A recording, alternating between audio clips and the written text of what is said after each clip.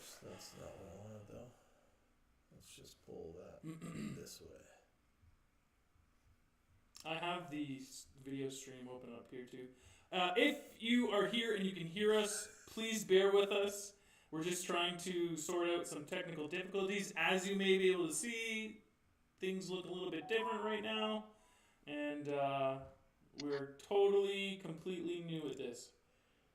Can you let us know in the chat whether you can hear us or not? That's the real interesting part right now. Jake, can you hear us? I don't even see the stream playing, to be honest. Oh, there it is. Yeah. Oh. So that works. All right. So I think we're good for the stream. Oh boy. Okay, and I was just looking at the live stream. We'll continue on in a second, but I just noticed Andrew was putting on like scuba goggles. I didn't see that. Okay, all right. Cool. So I'm watching myself in the stream right now. Well, at least we know that the audio is working. Yeah. So for those of you watching us right now, yeah, we're as you can tell, this is a bit of a different backdrop, at least for me, and I've got Adam with me today, and it's not two screens. So this is a first for the Fish On podcast for kind of the regular hosts here. But before we get started with everything else, I just want to make sure you guys can hear Jessie and Andrew okay. So can Jessie and Andrew, you guys just give yourselves a quick little introduction, and then if you guys can hear them in the chat, just please let us know. Go ahead, Andrew. Thanks, Jesse. That's an introduction right there. So I'm Andrew from AOA Fishing, Average Ontario Anglers. So happy to be here today, and I'll pass you on to Jesse. Make sure you can hear him as well. Jesse from Average Ontario Anglers, and me and Andrew are happy to be here and talk about fishing. Hopefully everyone can hear us. Hopefully everyone can hear us. Trying to be positive. I'm just going to check right now. It's a little bit slow to start. We're working out some technical difficulties here, but that's fine. This is how these things go. Thanks, Jesse. Yeah, we can totally hear you guys. Okay, we're good to go. Okay. Let's get her going. All right. We're a bit echoey though, so I want to see if I can fix that real quick. We'll just try that.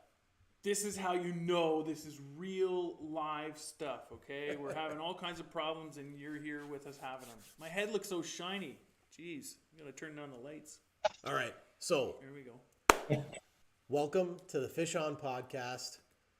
If you're watching this live on YouTube, thanks to you guys for tuning in. It would help us a lot if you could just leave a like down on the video below. Helps us with discovery and some other stuff. You might have noticed if you were watching our last podcast last week, this podcast is still happening on the Limestone Fishing channel. I tried to get it going on the Fish On podcast on its own channel, but YouTube decided it didn't want to let me start live streaming on that channel until tomorrow. So here we are again. Welcome back to Limestone Fishing and the Fish On podcast. If you're listening to this on your favorite podcast streaming platforms, thanks for tuning in. We've got Adam from PaddleHeads. You got it. I remember it. See? Adam from PaddleHeads. That's and right. Jesse and Andrew from Average Ontario Anglers have already introduced themselves, so that's awesome. Today we're going to actually talk about spring fishing because we kind of pooched it last week when we said we were going to, but we're actually going to do it this week. So I guess we'll let you kick it off while I do some other little technical stuff here. Well, I feel like we should address, I guess, the other elephant in the room, and then it's that Ben is missing from the action here completely. And I didn't ask if I could say this, but I'm saying it anyways. He's on a date tonight. That was his priority. So he's not here doing the podcast. Yeah. So he might be upset at me for saying that, but that's why he loves me. So yeah, the last Good show. Good luck to him. We intended to talk about spring fishing, and we ended up talking about a whole lot of other random things that kind of went off the rails and got a little, well, it was a little fun. We had fun. It got weird. Yeah. It got weird. So we wanted to really dive into that a little bit more today, and I can't think of two better guys to have here with us talk about that. I don't know. It might be good to have them here chat with us about that kind of stuff. So I want to ask you guys first, to start everything off, do you have any like big spring trips planned? Anything in particular that you guys are looking forward to? Andrew, you're on the spot. Well, we don't have a specific lake in mind right now, but we are looking forward to getting the boat set up so we can hit some slightly bigger water going to Kawartha Lakes, which hasn't been a challenge in some of the small boats.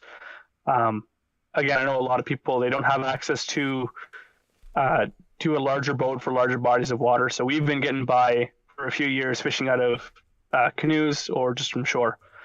So, and when I say a bigger boat, I've got a 14-foot aluminum we're working on, so it's not huge. But but yeah, there's nothing really. Guys, right? Yeah, it's going to be huge. To be able to stand up, get the visibility in the water is going to be way better, and we'll be able to have a bit more leniency with the kind of days we'll be able to head out on. Again, if you're trying to go out in Rice Lake and it's 15-kilometer-per-hour winds, it's not a good idea to take a canoe out there.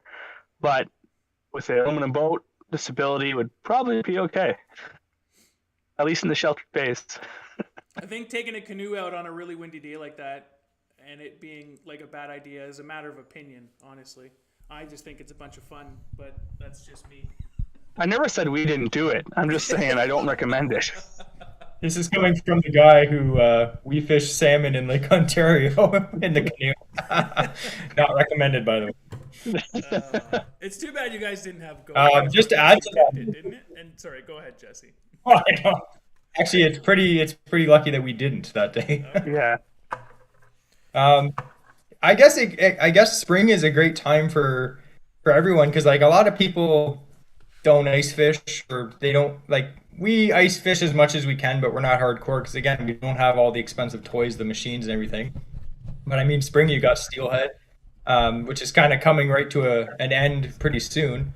But things that I'm looking forward to that are going to happen pretty soon is pre-spawn carp fishing. That pretty much like that's right now until probably mid-May when they start feeding up. That's one thing I'm looking forward to.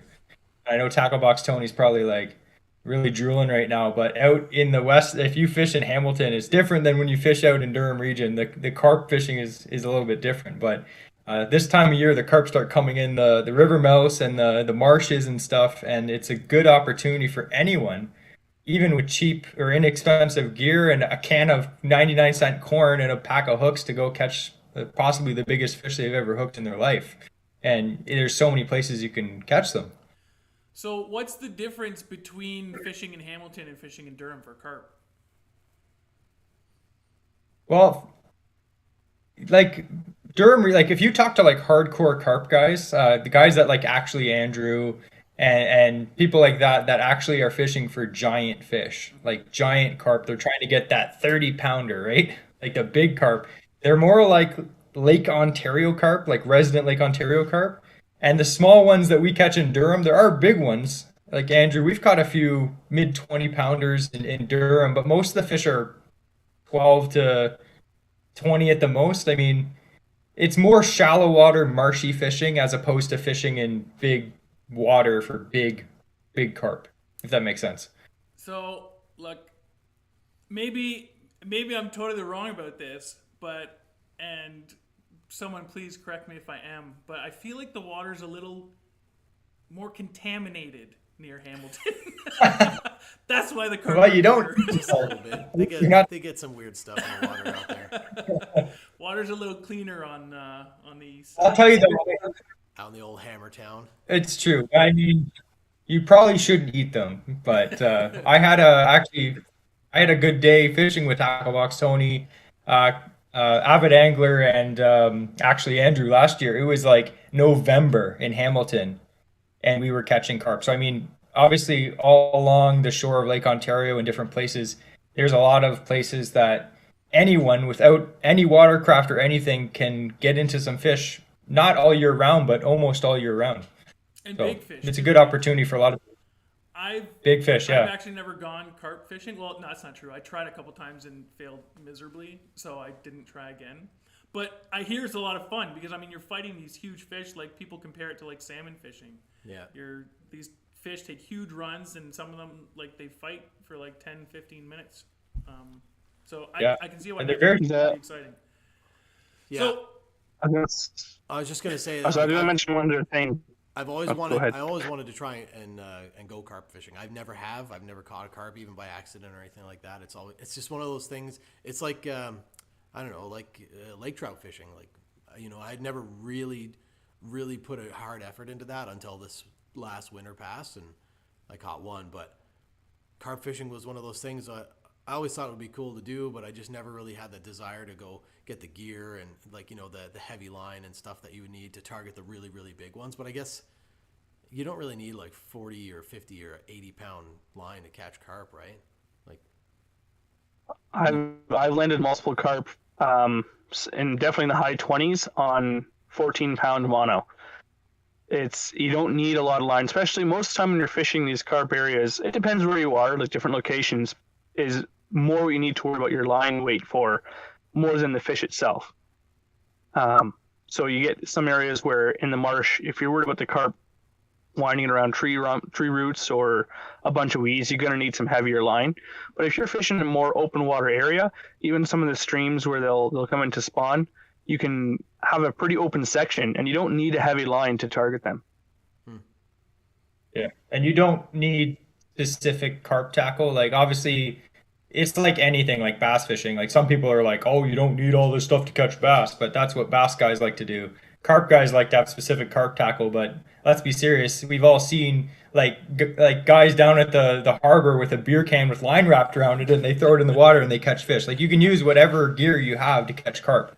And true, yeah. Bringing Tackle Box Tony into this, I'll tell you, like I like to use bait feeder reels. The ones that let the line go out so the carp doesn't pull your whole rod in the water. He doesn't use any of that. He just uses the most basic gear ever, and he catches tons of carp. So I mean, I think it's one of the most underrated species in Ontario. It's gaining popularity, and that's a good thing. I feel like a lot of people may have a negative view of carp fishing.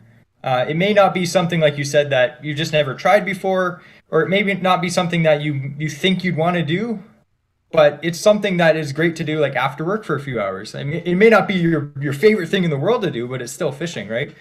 Like even us, like guys that like catching bass and walleye, like we're not carp fanatics, but we like to do it. And we do it during the easy times of the year. Like we're not the fanatics that fish all year round. We fish when it's easy to catch them. And, anyone can do it, right? Even Andrew. They've made some pretty significant changes to carp fishing for this season. It was at this season or last season that they made that change where when you're carp fishing, you're allowed to have an extra rod or two out if you're specifically targeting carp. That I'm sure that helps a lot too, because I know that's really big in Europe for carp fishing. They have like their big rod trays or whatever you call them, rod holders, where they have like 3 and 4 rods out, and it looks crazy. But now we can do that here in Ontario, right? I think it's a rod. Yeah, pod. it's great. A rod pod. You gotta get the terminology Pod, right. yeah. Sorry, carp guys. I don't know anything. The Please great forgive thing, me. The other cool thing about The carp, rod. and I think is probably why it might be gaining more popularity, is because there's no off season. You can target carp any time of the year. Is that not true? Like, it's not a game species like other fish. There's no regulations. Like, I mean, if you wanted to keep a bunch of them, you could. I don't know many people that keep carp, but the point is they're accessible all year round. Which the other good thing too is Yeah. for many, like fishing is a relaxing sport where they like to go out. Even bobber fishermen, right? That's what they do when they're at the cottage. Is what they know how to do. And carp fishing is kind of similar, where it's a super relaxing, easygoing time. So Jess and I will head out in the evening after work, and we'll just kind of sit on the bank, talk, chill, and you have your rod sitting in the water. You're just waiting for that bite. And you might catch nothing, but you still had a great evening hanging out with a couple of guys. Or we've had nights where you catch, 7 fish each, and that's amazing nights. So either way, you can really enjoy your time doing it, because it's not difficult to get into. You don't need a lot of specialized gear, like Jesse was saying. You can pretty much most likely use what you have to get started into it, and then go from there. It's nice to just have a good evening fishing. Cool. So back to the original question: is that the species you guys are looking forward to targeting most this spring, or is there another species that you'd rather go for? Again, carp. I like catching carp. They're fun to catch. They're not. It's not one of the main things that I find challenging. Like, I don't want to sound that snobbly, but like, I'm not. Again, we're not hardcore carp guys. Like those guys going for the big fish and they're using specialized rigs. Like that is hardcore. We don't do that. Um, me and Andrew, we like to challenge ourselves. We like to try new techniques. One thing that we've been doing the last few years, like Andrew's been pike fishing as long as he's been alive. Basically, he came out with a Len Thompson spoon in his hand. Like the guy pike fishes. So we've been really getting on that, and um, like I guess it's post spawn pike fishing for me is one of my favorite things to do in the month of May. Like after those pikes spawn, once the season opens and the water's still cold and they're still a little bit shallow, that's something I really enjoy doing. And we're still going for that big 40-incher, not in Lake Ontario, but like up in the Kawarthas or the Muskokas. And we're trying to hit that, and we're trying big baits, and we're trying a lot of different stuff. And especially this year with the boat, I think it's going to be a good year. Really excited. Yeah, I'm excited you guys have that. I've seen all the Insta stuff about how you painted it purple and all that. It looks great. I love it. Yeah.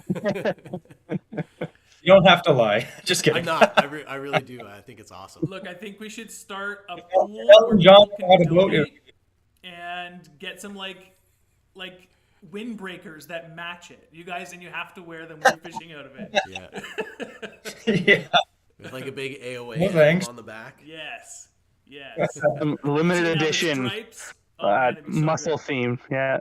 Yeah. We'll have fake muscles on the front too. Yes. Did you name it yet? I've been throwing some ideas around. The one that I've kind of stuck with the most has been the name Volksboot, which is not to be confused the connotations of the whole Volkswagen and Nazi stuff, all that. The reason why the Volkswagen Beetle was started, Volkswagen came out, is it's called the people's car. Volks or folks, people, wagon is car. And so this being the Volksboot, it's kind of like the people's boat. It's the kind of thing where anyone can do it. This is a real budget build that we're doing. I've been really fortunate with finding some stuff like the motor, the boat, even the trailer for really good, reasonable prices. It has been tough to do so, but that's kind of the name I've been kind of settling on because it is something that I want people to get excited about. It's something that they could do themselves as well. Well, and with that mustache, I mean, Volksboot. I feel like it all just goes together. I didn't know that that's what Volkswagen in German meant, like an English translation. Andrew's also German, so I have German heritage, yeah. Oh, I'm a okay, Jew. now it makes Weird. sense. Yeah, that makes a bit more sense now. But we're friends. It's okay. It's okay. I like Volksboot. I think that's a good name. I was thinking that there might be something to do with the purple motor though. So Yeah. Well, it is. So again, kind of automotive theme with that. The purple motor is actually because my favorite car of all time is the 69 Challenger RT with the Dodge purple on it. And that is kind of what I wanted to replicate, but with a bass boat, glitter theme as well with it. So it is kind of following a base automotive theme, keeping like kind of an automotive name to it as well. But yeah, that's kind of been the process with its design. And this year, again, like our focus is to get it waterworthy and get it out there floating, running, doing whatever cosmetics I can to it. And then next year, if I can't get to it this year, next year is we're going to be doing a lot more on the boat itself of getting that repainted up and decked out proper. Yeah. So when you guys go out for pike, what are you looking for? What kind of baits are you throwing? Where are you targeting those pike? You set up shallow, Jesse, but like you're looking for like old, like what are you looking for? well, we've we've kind of gotten better at this the last few years, I would say. I think what people don't realize is pike are really cold water fish. Like people are like, "Oh, it's too cold to go pike fishing." I'm like, "You can catch them through the ice. They're very active. Like as soon as the ice breaks, like that, there's usually a few week period before the season closes. Because it closes April 1st or whatever.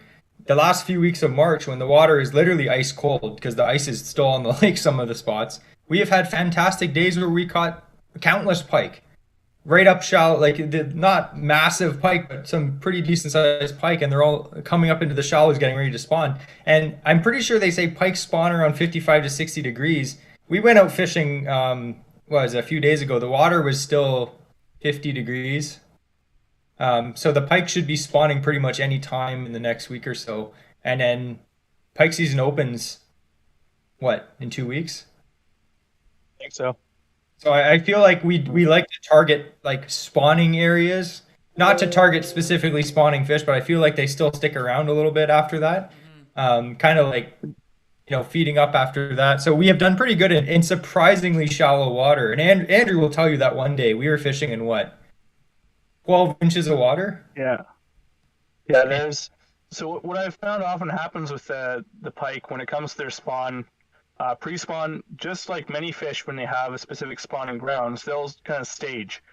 So the pike, they move shallower, not into the direct shallows where they will be laying their eggs, but they'll be in less than 10 feet of water easy, kind of along the old weed lines. And then once it becomes spawning season, they're in such shallow water, you'll see the back sticking out of the water. Like they're in just a few inches sometimes, where they're spawning in really sheltered back bays where there's not going to be much like waves coming through, wind blowing stuff around too much, disturbing the area.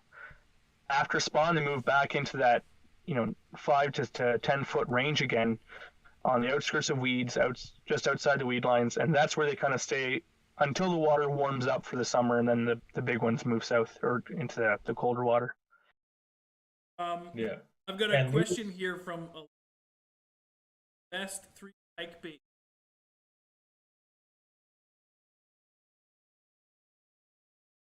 Best side spoons.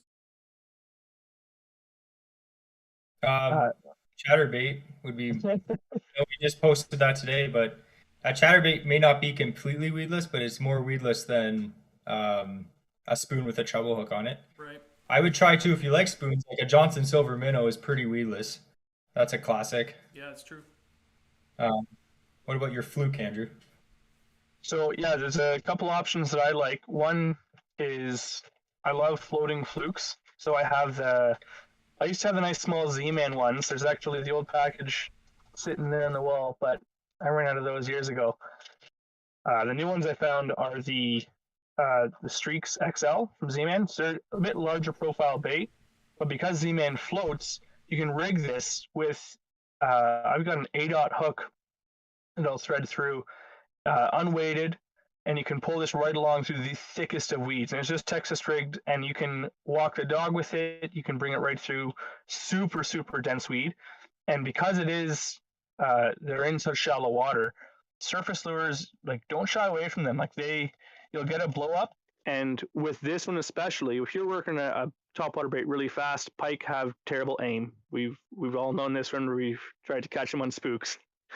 But this, take it through slow and pause every like 4 feet. Let it sit for 10 seconds even if you want, and then keep pulling it through. Let it sit again, and it's just like a dead minnow on surface. And that the pike will just kind of suck it off the surface. And I had really good success with this.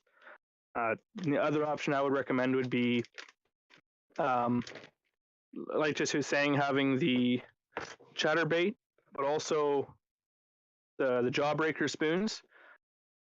These are a weedless spoon with a rubber tail on it, and these are from Northland. I've used these for years too. So these are another weedless option that we've caught numerous pike on. This would be my number one pick for shallow water anything, I'd say. If you're looking to fish to cover water, like what Andrew's his fluke, it's a good bait. You can fish it fast, but you can also fish it really slow, which I feel is key when the water's cold. Because sometimes pike season will open, and you'll just have a progression of a few weeks where it's still really cold. Like the water just it doesn't warm up. Like even into May, and you're like, why is the water so cold? And the pike are kind of, you know, lethargic.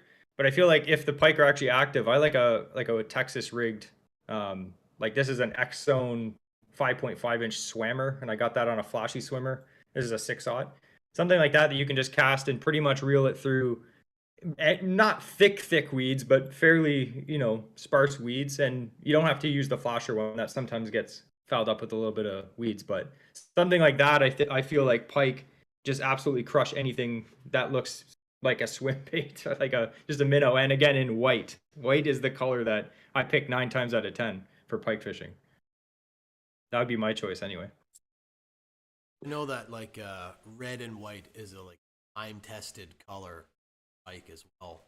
But whenever I'm targeting them, I usually have something that's red and white, like usually a red head and a white body.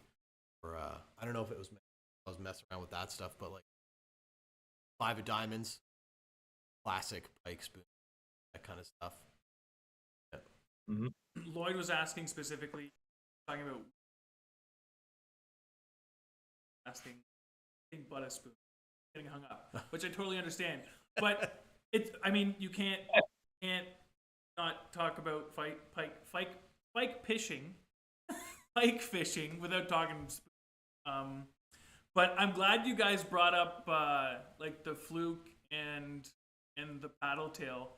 Over the last couple of years, those two lures for me have I use them for everything because they're so versatile, especially like a paddle tail. Like in weeds, where we fish here in Ontario, there's a lot of weeds. There's a lot of shallow water, especially in the Kawartha Lakes. It's all man-made lakes. They're very shallow, very weedy. So to have such a versatile bait, like with those flukes, Andrew, you were saying you can put them on an 8/0 hook and still have it float. But what I like to do is put either like a split shot, or what I actually do is when I'm tying my leader, I put on a barrel swivel. That gives it just enough weight to get that nose under the surface. And you can rip it through the weeds, and it's incredible how weedless that lure is. And it's so nice to fish because that's where the fish are, and there aren't many lures that can get in that. So I've really gotten used to using both paddle tails and flukes the last couple of years, and they're my go-to. You can even rig them, if you needed to make a finesse presentation for pike, or not for pike, for walleye or bass. You can put those on a drop shot too. That's the thing I like about them. Rig them so many ways. I think Can't go wrong. I think the paddle tail, or I'll add any one kind bait. of swim bait, really is a really underrated bait. Like you said, same with me for last year. I caught probably more fish on a soft plastic swim last year than I did probably every other lure in my tackle box combined. Yeah. Flukes. I didn't really use flukes too much last year, but I plan to this year a lot more for bass and pike. But I use a paddle tail to catch everything: bass, pike, walleye, rock bass, anything that swims. I've caught perch with a 3-inch swim bait. Ice fishing actually. All right, guys. Now it's time to get. I hear if you put this episode under a box, What's that, Jesse? Say that again. I hear if you put a bunch of paddle tails under a box with a stick, you can catch tackle box Tony. But don't. Now I totally forget what I was going to say. You're talking about the meat. You were going to get into the meat. Oh, the meat. Yeah, that's right. Spring perch fishing. That's what everyone's here for. Let's talk about spring perch fishing. Right, guys? It? Yeah. Oh, okay. I thought that's what everyone wanted to hear about. Yep. No? Okay, moving on. What about trout? Do you guys fish much? We'll talk about whatever. For trout in the spring, and not just like steelhead, but I grew up trout fishing, rainbows, rookies, any of that stuff. I prefer fishing native trout, honestly. Yep. Yeah. I prefer fishing the native trout just because in Jesse and mine, in our old age, we hate dealing with people in general. So we don't want to stand side by side a bunch of guys timing our dresses, everyone in the same pool. But you give us like, hey, want to bushwhack a trail for like 4 kilometers and catch some 8-inch brown trout? Like, yeah, let's let's do it. We're kind of crazy that way, but it's a nice adventure kind of thing to go out there, and you feel you put in a lot of work, but it makes you appreciate those fish a lot more too. Absolutely, sure. it does. Yeah. Yeah. Those little creek trout are pretty, like extra pretty. Maybe it's just because you work so hard to get there, because usually they're pretty tiny. But and those kind of waters that like those little rivers and streams and creeks that you have to hike, like you said, like 8K through the bush to get to are, virtually untouched by man in a lot of cases. The water is really clean. The fish are just more healthy. You know what I mean? You can keep those. Funny. The funny thing is, the size of you catch are the same size as swim baits that you use for pike fishing. You can't use sport fish for bait fish, can you? No. No. Imagine catching a bunch of brook trout and like taking them to a lake and catching pike on them. Oh. No. Don't do that. Don't do that. I'm just kidding. Don't do that. You're gonna get in big trouble for that. 10-year-old Andrew didn't know better, but 29-year-old Andrew definitely does. I'm going out. We do trout fish a lot, though. What's that? I was just saying we do stream trout fish a lot. It's how I started fishing. My dad and my grandpa used to take me up in the sticks. And again, like carp fishing, I feel that it's a really good hobby to get into because you don't really need any super specific 8-pound or 6 to 8 pound mono and a pack of hooks and a package of dew worms or maybe a few mep spinners and you can have a really good time. You just need maybe a can of bug spray when you go. Other than that, it's something that you don't need a lot of specific gear either. So there's something about that. It's more like an adventure. One of the lures I'll never leave home without going trout fishing too. Sam, you got some lures? Got lures. Let's see those lures. This video. I was gonna say the one trout lure I never go home without is, where's the camera? There it is. It's the Super Vibrax. Yep.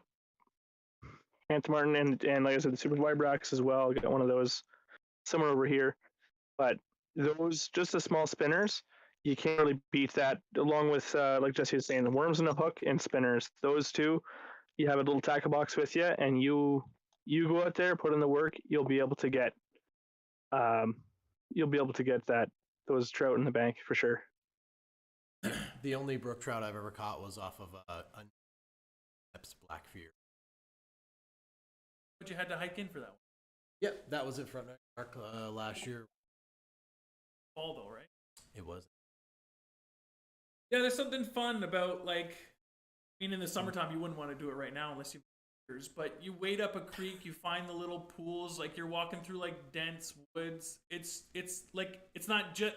That's one of those things. It's not just about the fishing. It's really like this experience. You get to kind of explore this place. If you're going somewhere new, you're walking up the creek and really have no idea what it looks like, and you come across this like beautiful pool, and you sit there and either you start catching fish or you don't catch anything, you move on. But I really love that. That's one of my favorite ways to fish. Little creek. I don't do enough. It's really cool too.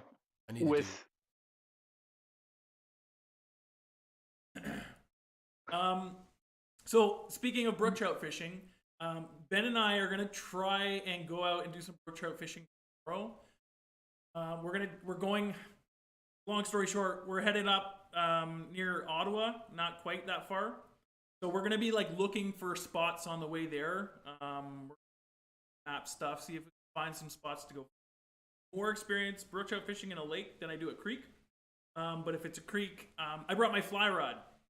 I'm super stoked about that because I don't get to do it enough, but it would be super fun. And springtime with the fly rod is fun because all the insects and stuff are hatching, flies and all that.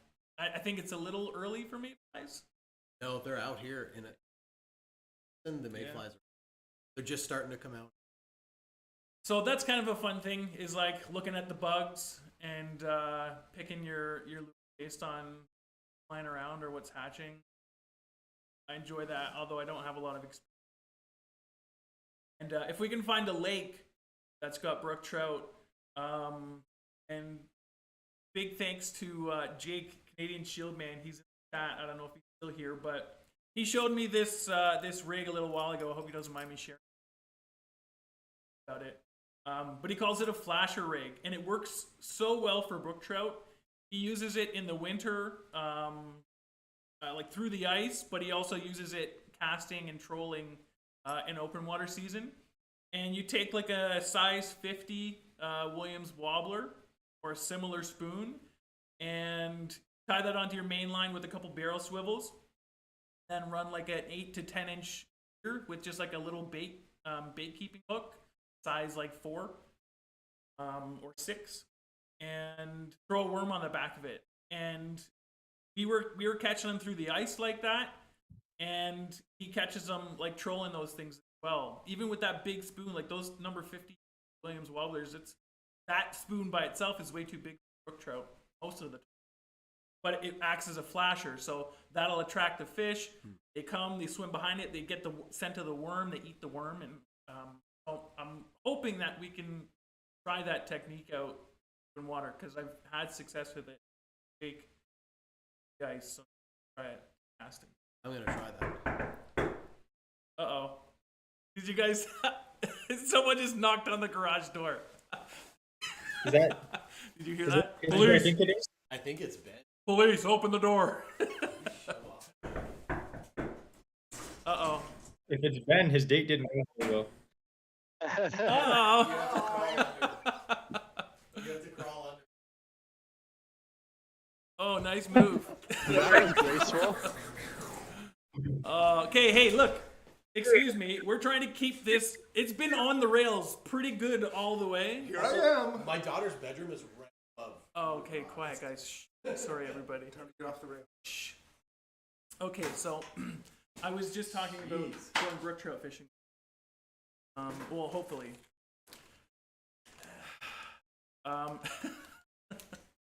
No, like my train of thought is totally gone. What about like walleye? They open up the third weekend in May 2-4 weekend in a lot of zones. Did you guys do much walleye fishing? Something that I've wanted to do for a very long time is probably walleye and crappie are the two fishies that I have probably the least experience with, but two fish that I would want the most experience to fish for. Again, we've been limited with our boats in the past. So canoe, for a long time, it was just my canoe. It's a Algonquin Swift canoe.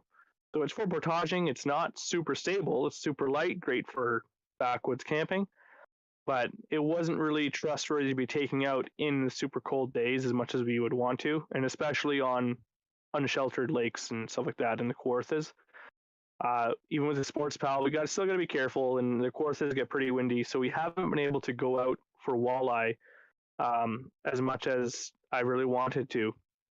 But again, hopefully this year we'd love to get into those Kawartha lakes with a bit more stable boat, not have to worry about the danger of being out on the water, and to be able to really enjoy it. I do have a couple spots I want to go to. I do have a couple baits that I always have with me. So whenever an opportunity comes up, hey, it's some walleye water, I'm gonna cast for them 100%. What baits got in there? Yeah, I got some sitting right over here. All my baits sitting here actually. He was ready for this. He's got a library. Oh yeah. Yeah. While he's taking those baits out, just obviously you guys can see this but for anybody who's listening to this podcast later on in the audio version, whenever I get around to editing it, Ben just showed up kind of out of nowhere. I guess his date finished and it didn't go so well. So now he's here with us. You were on a date? Oh yeah. Oh, okay. I didn't know. Really? Because you ruined my day. I had to come home because you're spending. And I can't sleep at your house if you're not at my house. Okay, don't even know about that. Come on. Jeez. Jerry. What do you got there, Andrew? Yeah, let's see it. So I want to talk about my walleye favorite walleye baits lures. is the wally divers. I like to keep varying sizes for different depths, varying colors. I absolutely love these crankbaits for all species in reality, but they're geared for walleye. Great trolling baits as well. They can almost have almost like a hunting action. There's always a weird kick out on these baits I find when I'm trolling them, and you can't beat them. Those and I also like rattling wraps as well. The odd thing with me, because I do most time when I'm able to target walleye or fish their water is in the summer. So most of my walleye have actually been caught topwater fishing in the evening, which is super fun, but not the kind of thing you'd expect some guy like. I catch most of my walleye on topwaters.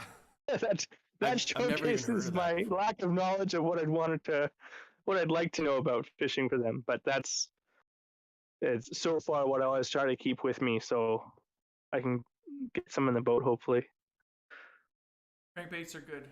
I had a lot of success last year. Is that by Cotton Cordell, that diver? Yes. Yeah.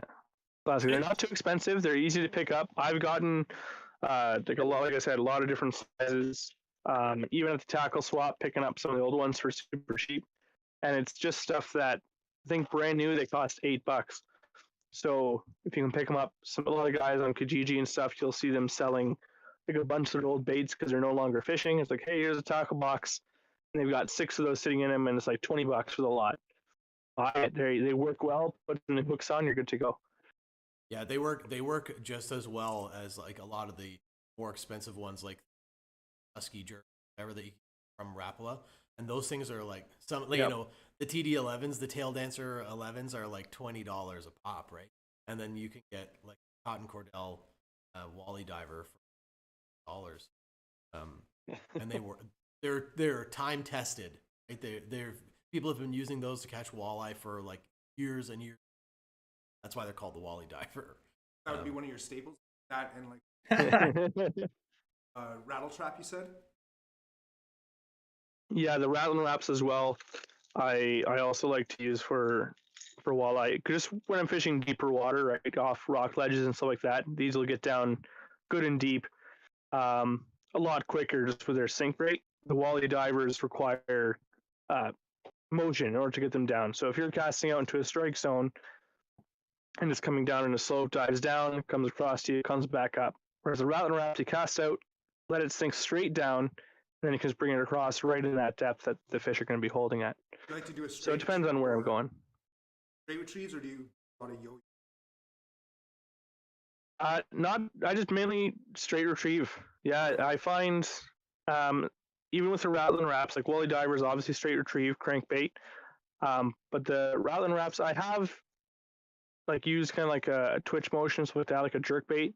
But I find the constant rattle of it is what triggers the bite. It's just kind of this annoying, constant, thrumming in the fish's ear holes, and they just want to kill it. I have that effect on people. The one thing I have noticed, and I don't know, maybe it's just me being crazy. So these here that I'm holding, these are the old rattling wraps from Finland.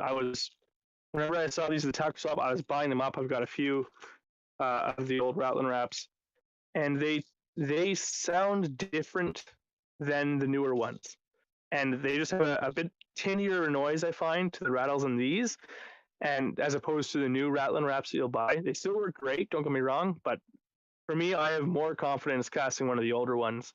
That just seems to have elicit more of a strike, I find. You know what I found worked really well? I don't have any videos of it because it was for something else that I was out of YouTube. The deep diving scatter wraps. Well, for walleye on the bait last year, I had a lot of good success with those. Trolling them. Those are the ones with like the kinked bill, right? Yeah, let me. I can I can. Yeah, dig where's one your out. bait Got a library? big scoop though, right? There it is. Did Jesse already go over his lures? Jesse. He's showed us some lures, but he's got a rod in his hand there that he's like. I'm patiently waiting. He's got a rod that I want to see, and I think he wants to show us. So he's holding his rod in his hand there. Let's see your rod, Jesse. I'm being patient. Or you want me to go now? Yeah, go for it. We'll do that while Okay. Jeff's getting his lure. I was just gonna say this isn't a lure that I've caught any fish on because this is the first year that I bought it, but I know that we're gonna slay on it, and it's that Z-Man Willow Vibes jig head with the little willow leaf blade on it. So like if you follow us for any amount of time, you know that we love chatterbaits. Like they just flat out catch fish, but this is a little bit of a more finessey, thin willow blade on top of a jig head, and I feel like even if you just work this like a jig slowly on the bottom, or basically just forget the blades on there, and the blade will just have a little bit of extra flash and kick. I feel like for walleye, this is going to be a lure that I'm going to try heavily this year. Also for smallmouth bass, so that's one thing I'm excited about. And these are pretty cheap. You can get I think 2 for like $6. So We went out fishing in the spring last year, and I think you caught a walleye on a chatterbait. Wasn't that what you were using? yeah. Yeah. By Chatterbaits accident. work. We've been posting a few things about chatterbaits, and I've had a few people say to me like, "Oh, I tried chatterbaits, they don't work, and I'm like, "Have you ever tried fishing one?" Like Andrew opened my eyes because I thought they were gimmicky. Because I'm bougie, I'm a tackle snob. Like chatterbaits to me, I'm like, oh, it's stupid. And then he outfished me 5-1 when I was fishing spinnerbaits. One day we went out, so I bought a bunch, and after that, I never looked back. I have a chatterbait rod now. Like they are phenomenal fish catchers for pike, bass, walleye, everything. They're great. Yeah, they literally catch everything. And what is it you think? Like I have a whole box of them, all chatterbaits. can you pose with that? We need like a screen capture. There we go. There, that's the one. Okay, Jeff's got this. I think what scatter wrap. Yeah. So this is Oh, a yeah, show it. Rapala scatter wrap. I don't know if it's going to show up very well on the camera, but it has this like scooped bill, right? So when you're retrieving it or whether you're trolling, it doesn't just like go like that. It doesn't just wobble in one spot. It will actually just go back and forth like this in kind of a really erratic motion.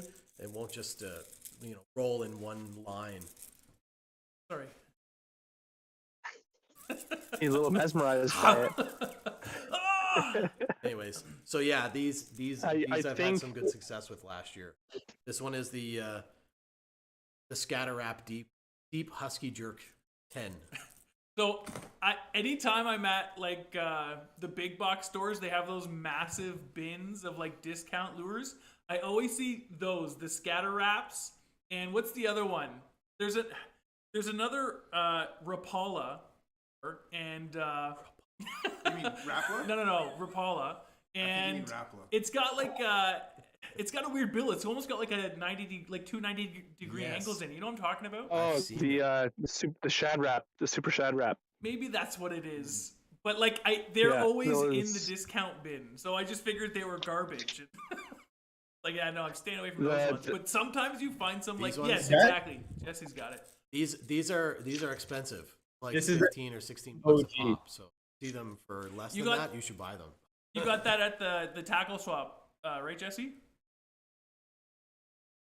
Wow, look at you guys. Yeah, this is an old made in Finland, and like Andrew said, if you ever find the old made in Finland Rapalas, buy them. They're so much better quality than the new Rapalas. Like no offense to Rapala, a lot of their new bills they just pop off, they break off. The quality control on some of their baits is kind of sketchy, I find. But if you can ever find the old ones, pick them up. They're really good quality baits. Like that bait's probably older than Andrew. And that's saying something. Yeah. And I just wanted to add something about chatterbaits, just because we love chatterbaits. And I know Andrew has his opinions on these too. I get we get asked, I hate when people are like, I get asked all the time, but we do whenever we post something about chatterbait fishing, we do get asked about, like, what's the difference? Like, should I use a spinnerbait or a chatterbait? Because they seem like very similar baits, you know what I mean? But they're not. they're not at all. Like you listen to the pros, they always say view this as a crankbait. This is a spinnerbait. View these as crankbaits. That's why you use a glass rod when you fish them. These are totally different than spinnerbaits. Spinnerbaits are all about flash. Like they do obviously give vibration, but they give out a lot of flash, which means it's more of a visual bait. A chatterbait, although they do give off flash, it's all about that thumping vibration. If you've ever reeled a chatterbait and your rod's just jiggling like that, imagine what the fish are feeling underwater. So that's why I think in shallow water for largemouth bass and pike, a chatterbait is just a big player because it just thumps off so much vibration compared to a spinnerbait. But if you're in open water fishing for smallmouth bass, you're probably going to use a spinnerbait because there's so much more flash and it's more of a visual presentation. But there is crossover, so that's where it gets confusing. But they're both really great baits. So on the point of using a glass rod, I remember when you were like picking up a couple chatterbait rods, I think last year, and you said something about getting a glass rod. I thought the glass rods, I thought that type of rod was better for like treble hooks because it's a softer rod, right? Normally you want a backbone for like a big stout hook like you have on a chatterbait. So why go with the glass rod? So we do as much research as we can to find a rod that we think is going to suit us, but then it just comes down to you have to buy a rod and sometimes it doesn't suit you and you have to replace it or get something else. And I've probably bought about 3 different rods for chatterbaits just because I love buying fishing rods. I buy a ton of them. Glass rods, I find you have to really let the fish eat the chatterbait. I think that's the main thing. This blade is vibrating. When a bass comes up behind it, it opens its mouth, creates that suction, and the blade will actually stop vibrating as it's sucking into the thing's mouth. And then when you're reeling in with a graphite rod and you can feel every vibration of that chatterbait, as soon as that blade stops, you're like, that's a fish, and you swing on it. And the fish doesn't even close his mouth on the thing yet. So if you're using a glass rod, they're designed, generally speaking, to be unsensitive, which is the opposite of what we normally think a fishing rod is supposed to be. The rod is so unsensitive, you can still feel the chatterbait, but it really delays your hook set. And I think another thing people think is that glass rods don't have any power. They have the same amount of power as a graphite rod. It just starts in a different spot on the rod. When I swing on a glass rod, if it's a medium heavy or heavy power glass rod, I have the same power as a heavy power graphite rod. I'm not going to get to that power till halfway down the rod though. So I have that extra 8 feet of motion or 4 feet of motion before my rod completely loads. You'll have no problem getting a hook like that into a fish's mouth. Like if you hold a chatterbait and stick it into your hand and start pulling on it, you realize it doesn't take that much pressure with modern hooks to go into a fish's mouth. You don't need a stout rod to catch fish on these. But yes, you normally would use a glass rod for crankbaits and stuff, but they also work phenomenally for chatterbaits as well. And the other benefit as well to using a glass rod for the chatterbaits is one of their biggest downside is they can easily be thrown out of the fish's mouth because it's a big single hook fixed to the jig head, start shaking, and it can just kind of rip a hole in the fish's mouth and pop it right out. So using a glass rod, it has a lot of elasticity, especially if you're running braid, anything that's not stretchy line. When you get that fish close to the boat and it starts jumping or shaking its head, if you have a stiff rod and you have stiff line, and then they got this 3/4 ounce weight that they can just throw around in their mouth, your odds of landing that fish will decrease. Whereas a glass rod, he jumps out of the water and you'll see the whole rod start fluctuating, bending with it. That will keep you in control of that fish. So that is another benefit why it is better to use a softer rod if you are going chatterbait fishing. Not to say it can't be done on a stiffer rod, but there is a benefit to a softer rod for that purpose.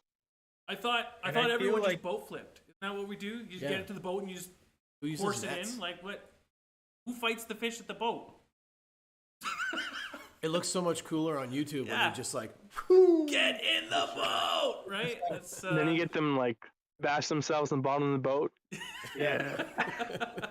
But I think, again, fishing can be as complicated or as easy as you want to make it. If you want to have one bass rod that does everything, you can 100% do that. But once you start getting into like, what rod does this specific technique that I do all the time better, you have to decide should I get a glass rod or should I do this? And I think the main thing I would tell someone is make sure there's some give somewhere in your setup. So if you're using a stiff graphite rod, braided line which basically has no stretch, and you're fishing something that is easily thrown out of the fish's mouth, there's no give. The rod doesn't really load, so when he shakes his head, your rod's just going to unload and your line's going to go slack. So what I do is I fish a glass rod, but I fish it with braided line because it's give and take. My rod is super bendy, but I have that braided line which doesn't stretch, so it's kind of give and take. If I use, say, like a mono or a fluoro on a glass rod, which a lot of guys do because that's what they like, it's stretchy rod, stretchy line. So if you're going to use a stiff graphite rod, I definitely recommend using like a monofilament or a fluorocarbon, just because it adds some stretch to your presentation and gives you a better odd of catching fish. Because like we have lost a ton of fish on chatterbaits. They're so easy for the fish to throw, like Andrew said. I don't know what it is about it. It's just where they hook it and they have all that leverage when they shake their head and it just pops out of their mouth. And then you're just like, dang, you know, like. You know, I just want to say that one of the things that I've loved most about doing Fish On podcast is how much that I get to learn from the people like you guys that we have on the show. If you guys have seen any of my videos, you know that I'm not a very good angler. So whenever we have guys like Jesse and Andrew on the show, and you know, all the other guests that we've had on that share all this wealth of experience and knowledge and tips and tricks on how to catch more fish and different techniques and all that stuff. Like it's not just for you guys, the audience. It's for us as well. I mean, I don't know about these guys, but I mean, I learn. We know it all. I learn so much every time we have guests on the show, and that's one of the reasons why I love this podcast so much. Yeah, it's great. Jesse, you totally schooled me with that answer on the glass rod. I thought you were like, I prefer it. It's a nicer rod for me. But like, as you were explaining it, I'm like, holy crap! Like, that makes so much sense. Makes so much sense. So, you know what the problem is? I'm the kind of person that Andrew will tell you, ever since I started fishing when I was young, like I used to memorize the Bass Pro Shops catalog when I was a kid, watch everything, like Ontario Out of Doors, Outdoor Canada, Field and Stream, like everything. I've been extremely obsessed with fishing my whole life. And Andrew will tell you, when I'm choosing a rod, I obsess for weeks or months about it. I'm like, what should I get, this or that? Then I'll take Andrew with me and be like, what do you think of these? And he's like, oh, they're both nice. Like, you know, whatever you think, right? Through trial and error, we have tried between me and Andrew probably 100 rods in the last, 10 years.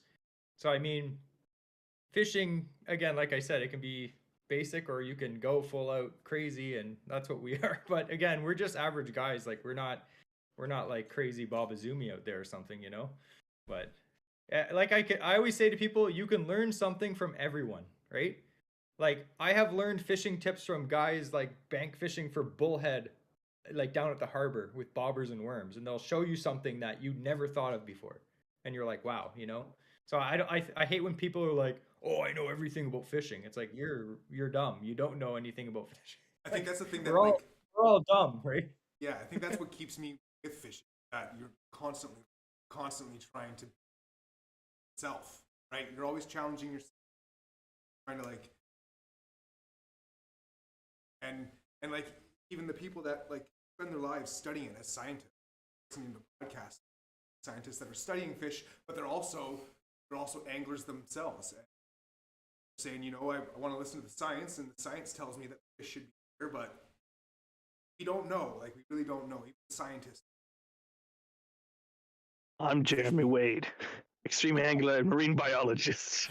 I think too, just to add to that, I think why me and Andrew fish so well together. Like me and Andrew have known each other since we were 10 years old. We've been fishing together for, decades, right?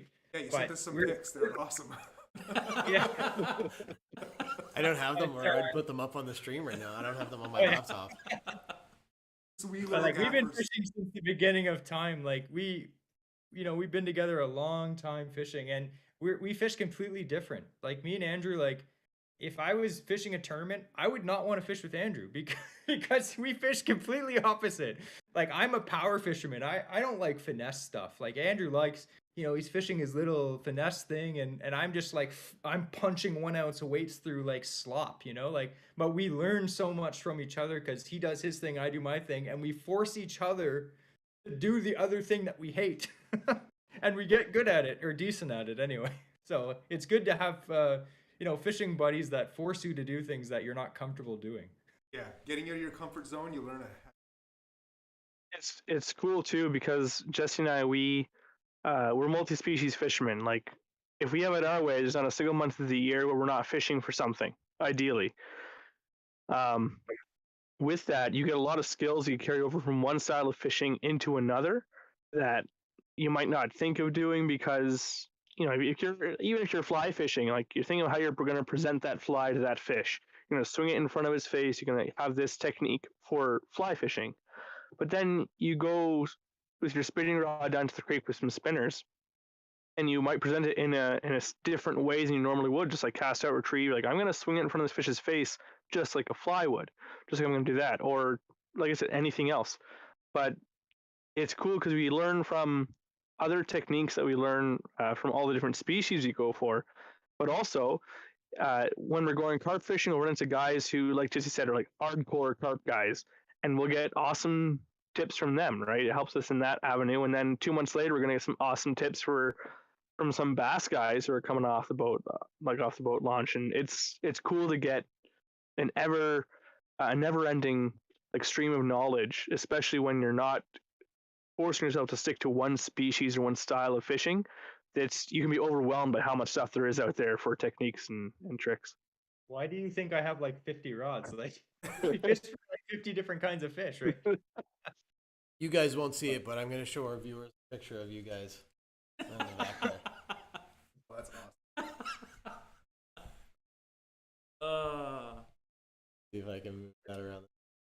That's I'm sure that photo is going to be a pre-mustache day, right? That's our boys. Oh yeah. Oh, yeah. That's pre-puberty. It looks like. I think you just started shaving, probably. Oh yeah. That's a You great know what photo. picture it is, Andrew? It's the day we went fishing at Moira with James.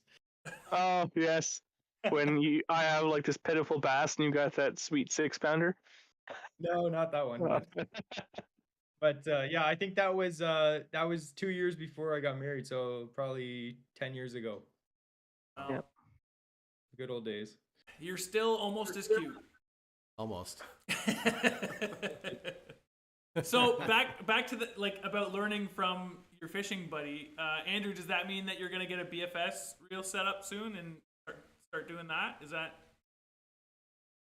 Well, I have the BFS. So you got to ask Jesse if he's going to get one. Or sorry, did I say Andrew? I meant Jesse. My mistake. That's what I meant. 65-pound braid minimum. Sorry, guys. Just kidding. You know what though? Like, I'm really happy because for years I've been buying so-called expensive lures and trying all these weird techniques. Like I'll buy big swim baits and I'll try to catch fish on them. And like we might not stick with it for years, but like we'll catch fish on them. We're not completely hopeless. But I really like the last few years. Andrew has really gotten a bit bougie, which I like. And he's like, you know what? This technique, it's a little expensive, but it's something that I enjoy. And I think that's what people like. They get all weird about fishing when you buy something that is pricey. They feel they're like, oh, why would you do that? Like it's something that he likes. It's his hobby. He wants to spend money on it, But Andrew's buying his BFS stuff and he's buying all these little micro Japanese lures and stuff. And I find it so good because I've been doing that for years and finally he's starting to buy stuff and I'm just like, yeah, baby. He's like, I just bought this lure. It's $30 and it's this big. I'm like, you're a weirdo. I love it. No, I probably won't do BFS. I'll let that be Andrew's thing. I have what you call an ultralight spinning rod. It does the same thing. Which I don't want to start an argument with Andrew. It literally doesn't do the same thing, but I don't want to argue. It catches fish, right? That's the goal. Yeah. That's the goal of every fisherman. Like, don't get all weird and hate on people. Just go out and catch fish and have fun. For me too, like with me going to BFS, which I am looking forward to use. Again, I don't want to take us off topic. This is for spring fishing still. Like true BFS is casting like at most 1/8 of an ounce baits on like super, super light gear, catching tiny fish. Like that is the whole thing about true BFS. For me, what I want to use it for is kind of like bass finesse fishing. I want to essentially replace having my spinning rod on the boat, casting, eighth to quarter ounce baits on a bait caster to eliminate line twist, to give a bit more control with casting and accuracy. So that's kind of my purpose with it. It's not honestly a true BFS setup I'm going for. Even if you look at my BFS box that I have going on, like I've got little like crankbaits. Wow. I've got Oh my goodness. Yeah. Wow. little crankbaits, little spinners, little top waters. Even stuff like the live target. No. So the lunker hunt That's the spider. lunker hunt, Like phantom spider. this thing, I love it. Yeah, like it has its place. The gizmo. Like these are things that I have to cast on a spinning rod. Another one too I love is the micro chatterbaits, just the really small ones. And this is stuff that I would always have on my spinning rod because I'll get bored when the fish aren't biting. Yeah. And I'll start trying to whip these little baits out, and I can't even cast it because my spinning rod is set up with 12-pound mono, and it's still too heavy for these things. So I want to have a combo that's set up for casting these finesse baits, but still going for like 2-pound fish. So that's kind of where I'm taking that. What's the power setup like on on it. that rod? Like, what is the equivalent? Like an ultralight, or is it like a medium? Like, I would say it's similar to like a light, maybe to the side of medium light. Like it has a fair bit of a backbone. It depends on what you're like. Even when you pick up 3 different mediums at a store, depending on the brand and how expensive they are, you're going to get completely different actions on them. But I would say it's at minimum a light action rod. And again, I'm not trying to use it to cast into slop. I don't need to pull a bass out of super thick weed, which I've done before. It was 10-pound test, but I'm learning. Jesse's teaching me, don't do that. And so this is going to be more like open water around the weed line, just weed edges, stuff like that. And that's what I want to use it for. so, so we're probably gonna wrap this up pretty soon. But I do want to ask you guys: is there anything else that you're excited for spring fishing that you haven't talked about, or anything else that you think maybe someone might want to know that we haven't mentioned? We are hoping to go crappie fishing soon. Like I said, it's one of the species that we don't have much experience with. But we've been talking with some guys trying to get some general locations. Again, like our whole channel too, when we talk about stuff, is to help people understand how to improve their fishing, how to make their own decisions on where they want to fish. So hey, like pike are in shallows. I'm not going to tell you, here are the GPS coordinates to this spot where you're going to find pike this time of year. But no, like go onto your body of water that's near you and use these general principles to be able to find fish yourself. It's way more satisfying. You're going to have your own spots now that not everyone doesn't know about because they weren't posted online somewhere. So, for us to go crappie fishing, talk with some guys, getting some tips on that, on kind of what to look for, has been helpful for us, and we're hoping that we can pass some of that on if we can get on some fish this spring as well. So I'm hoping we can get some crappie content. Some crappy content. It's gonna be terrible. We're good at that. Yeah. That's one of the best, worst fishing puns ever. Oh, yeah. It's so. Or I got hooked on fish. You know what though? That's also a bad It's one. pronounced crappie. Crappie are not an easy species to target. Like I've spent a lot of time targeting crappie, and I've spent an equal amount of time not catching them. So it's just one of those species of fish where it's like they could be anywhere. And all the science that tells you where they should be this time of year on like a specific style of body of water, it rarely holds true to the bodies of water that I fish. So it's like, around this time of year, we hear that they should be staging between that 25 to 15 foot areas, getting ready to move into the shallows to spawn when the water reaches a certain temperature. And some of those areas that I've been on my bodies of water there's nothing in those depths. Like right on the ledge of shallows, you know what I mean? It's I don't know what it is about crappie. I got lucky during ice fishing that where there was a lake that I was fishing that just had crappie in it, like everywhere. But that's the only place I've been successful fishing crappie. Everywhere else I go, I think that it's also like they're one of those Send fish GPS where coordinates. they school up, so you find 90% of the fish in 10%. Yeah. So it's Yeah. when you do find them, find a bunch of them. Up until that point, you're searching like a big body of water. That's my understanding. Yeah. And I Otherwise, feel like if you have like more expensive electronics, I'm not saying you can't find them, normal ways, but I feel like guys that have like Panoptics and Active Target and stuff like that, they have a massive advantage for finding these schools of fish, smallmouth bass, like crappie, stuff like that, and it's out of the price range of probably 95% of anglers to get Panoptics, because it's like we looked into it, and like I feel like we're all adults, we all have jobs and responsibilities, so when we do go fishing, if I have to pay some, like to have this piece of equipment that helps me actually catch some fish, the rare times I get out fishing, then it's worth it. But it's such a massive they're very expensive. Like we looked at it and it was like $5,000 or $6,000 at the time, and I was like, yeah, I guess we'll just skunk. But yeah, we haven't had much luck either. I feel like 95% of the anglers, 5% of the anglers catch 95% of the crappie. Like they know where the fish are. And if you're that other guy that's just trying to find them, unless you stumble across them, you won't catch them. But we're not pros on that subject at all. Well, that makes that none of us. I am excited. I will tell you, I'm very excited to fish. I don't know who else would be coming, but me and Adam and Andrew have a day where we're going out for walleye. So to be determined when, but I'm excited about that. Wherever we go, it's always good fishing with Adam. Pretty entertaining. And Ben. Yeah, I didn't get it. Yeah, thanks guys. Like I didn't tell these guys. Well, now we know, and now we're coming. So, guess what? More than me. Man. Well, that was fun. But Yeah, that was fun. Yeah, always good to talk fishing, guys. Yes. we're super stoked. We're really happy you guys could join us. That we could finally get you on the podcast. I know we tried a couple times and we just couldn't make it happen, but really stoked we could get you guys on tonight. Definitely needed somebody to keep us on that fishing topic. So thank you. When it's just the three of us, you can't stay on topic. Yeah. I don't know.